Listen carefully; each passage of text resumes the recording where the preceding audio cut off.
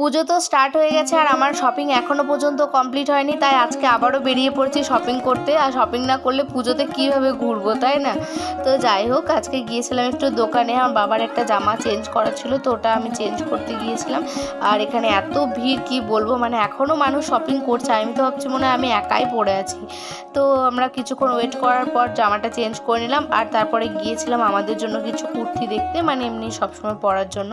আর তারপর বৃষ্টি হবে না এটা তো হতেই পারে না, মানে আমরা বেরোবো আর কোনো কিছু সমস্যা হবে না এরকম কখনোই হয় না।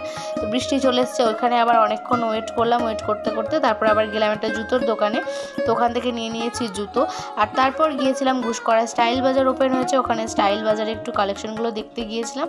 আর গিয়ে তো বেশ ভালোই লাগছিলো, অনেক কিছুই পছন্দ হচ্ছিলো সুন্দর। আবার যেগুলো পছন্দ হচ্ছে সাইজে হচ্ছে না, মানে কি বলবো, সমস্যা সারা আমার পিছন ছাড়ে না।